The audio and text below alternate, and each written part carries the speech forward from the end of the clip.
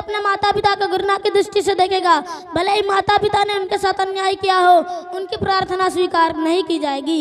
अल्लाह की प्रसन्नता जानता है ना कि जब माँ बाप बूढ़े हो जाते ना तो इनका सुलूक बच्चों जैसा हो जाता। अस्सलाम वालेकुम। बेटी सुगरा, सुगरा बेटी उठो, सुबह हो गई है, स्कूल भी जाना है।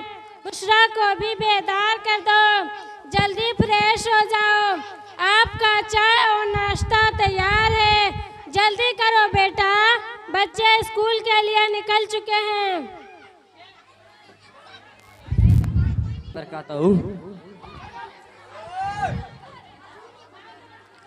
मैं असलम मजीब उल हक इंडिया टुडे 1 कोलकाता से तशरीफ़ लाया हूँ। मैं स्टूडेंट से कुछ चंद गुफ्तगू करने आया हूँ, इनसे कुछ सीखने आया हूँ। उम्मीद है कि आप ज़रूर समाअत फरमाएंगे। अस्सलामु अलैकुम। चलो स्कूल चले, स्कूल का टाइम हो गया है।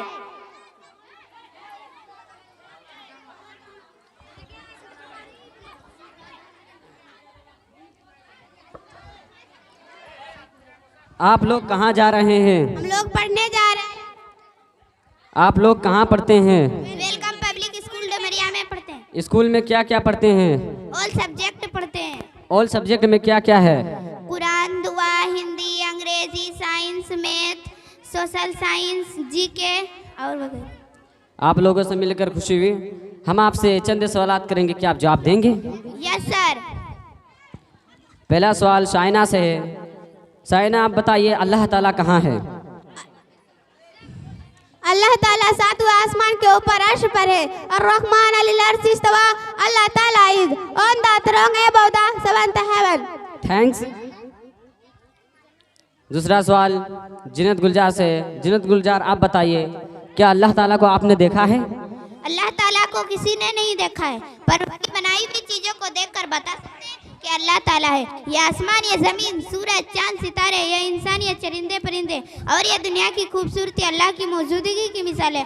हवा को भी किसी ने नहीं देखा है, जब वो चलती है तो महसूस होता है। जिस तरह घर, स्कूल, कारखाने को चलाने के लिए कोई ना कोई गार्जियन या मालिक होते हैं, ठीक उसी तरह दुनिया को चलाने वाला भी है। इसका नाम अल्लाह ताला है। No doubt sir. Thank you very much. जोरदार से क्लैपिंग। अगला सवाल अक्सा मजर से। अक्सा मजर, क्या आप भी मेरे सवालों का जवाब देंगे? Yes sir. आप बताइए क्या अल्लाह ताला ने जन्नत और जहन्नम की भी बनाया है? यस हाँ, ला रैब फी, इसमें कोई शक नहीं sir. There is no doubt about it. Very nice. मेरे प्यारे स्टूडेंट, क्या आप में से कोई जन्नत से मिट्टी ला सकते हैं? नहीं सर। नहीं सर। नहीं सर। नहीं सर। नहीं सर। हाँ, मैं जन्नत से मिट्टी ला सकती हूँ। अरे वाह, वो किसे? ये लीजिए जन्नत की मिट्टी। क्या ये जन्नत की मिट्टी है? जन्नत की मिट्टी है ये? गौर से देखिए। आप ये कहाँ से ला रही है? मैंने ये मिट्टी अपनी माँ के कदमों के नीचे से ले आई हूँ। कहा जाता है कि माँ के पाँव तले जन्नत है। It is side that heaven is under the feet of mother. क्या बात है, बहुत खूब। क्या बात है, बहुत खूब बहन। आपने तो सारी माँ बहनों का दिल जीत लिया। शाबाश, वेल डन। आप लोगों से मिलकर बहुत खुशी हुई। मेरे प्यारे स्टूडेंट, आप लोग कोई ऐसा मैसेज दीजिए जिस समाज के बच्चों को फायदा हो। क्या मैसेज देंगे? आप बताइए। मैं ये कहूँगी कि इल्म जहालत से बेहतर है। Knowledge is better than ignorance. Very nice, well done. Jinnat Gulzar, आप बताइए।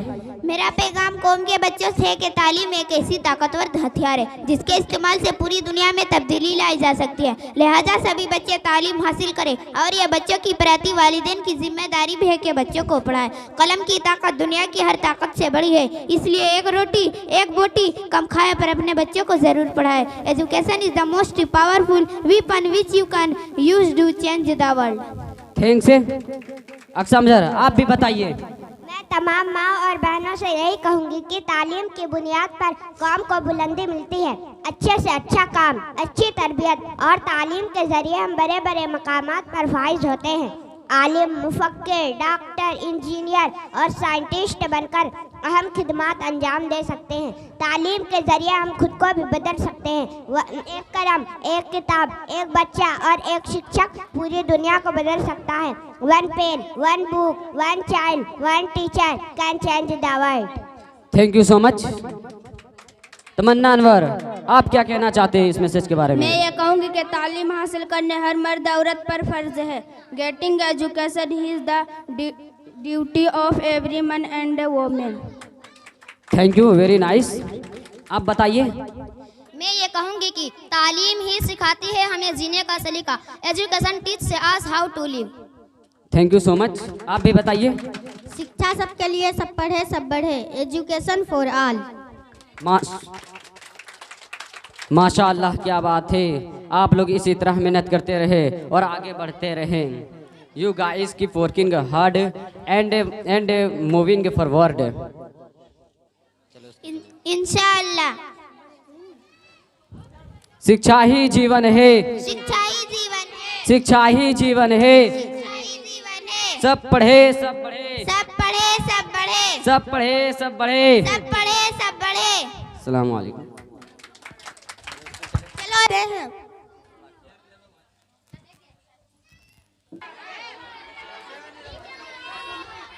लाइन 3000 कितने में शर्ट मंगाइए अपने लिए। हाँ बेटा, मुझे ना ये शर्ट बहुत अच्छी लगी इसलिए अपने लिए मंगवाई है। क्या हुआ भाई, क्यों चिल्ला रहे हो पापा जी पे? ये देखिए बाजी, पापा जी ने अपने लिए ऑनलाइन शर्ट मंगाया है पूरे 3000 की। आपकी औकात भी है इतने महंगे शर्ट पहनने की? पापा जी, अपने औकात और जेब देखकर ही अपना हाथ फैलाना चाहिए, समझे? क्या बकवास कर रहे हो, कैसी बातें कर रहे हो? मैंने अपने लिए शर्ट मंगाया तो कौन सा पहाड़ टूट गया, पसंद आया खरीद लिया। अच्छा तो आप इस उम्र में महंगे महंगे कपड़े खरीदेंगे? इस उम्र में आपको सादगी जिंदगी गुजारना चाहिए। ज्यादा जवानी छलकाने की जरूरत नहीं है। मेरी बात सुन लो, मैं पैसे इसलिए नहीं कमाता ताकि आप रईस वाले शौक पूरे करो। मेरे भी कुछ फ्यूचर प्लानिंग है, जिंदगी के लिए पैसे सेव करने पड़ते हैं मुझे। अरे बेटा, कैसी बातें कर रहा है तू? तेरी बातें ना मुझे बुरी लग रही है। अच्छा, मुझे तो बुरा लगा ही नहीं। पापा जी मेरे बात सुनो, मैं कोई 2 नंबर कमाए नहीं करता जो आप इतने महंगे महंगे शौक पूरे करेंगे। अपने शौक को काबू में रखो, शौक को दिल में दबा के रखो। शौक पूरे करने की कुव्वत पैदा ना करो, समझे? एक शर्ट के लिए पापा को इतना गलत सुना रहे हो? पापा जी ने जिंदगी में अपने लिए कुछ नहीं किया, कोई चीज नहीं खरीदी, अपने बाल बच्चों के लिए सब कुछ किया, पढ़ाया लिखाया, देख रेख में उम्र काट दी। एक शर्ट के लिए इतना बड़ा बवाल करने की क्या जरूरत है? जो रात दिन तुम्हारी तरक्की के लिए सोचता हो, ये तुमसे उम्मीद ना थी भाई। तुम वालिदैन को उफ तक ना कहो। बाप जिना है जो ले जाता है ऊंचाई तक, बाप जिना है जो ले जाता है ऊंचाई तक। माँ दुआ है जो सदा साया फिगर रहती है। अजीज मुझे रखता है उरगे जान से, अजीज मुझे रखता है उरगे जान से। ये बात सच है, मेरा बाप कम नहीं है माँ से। नाफरमान बच्चे माँ बाप के लिए दहकती हुई आग से कम नहीं। A disobedient child is no less than a burning fire parents.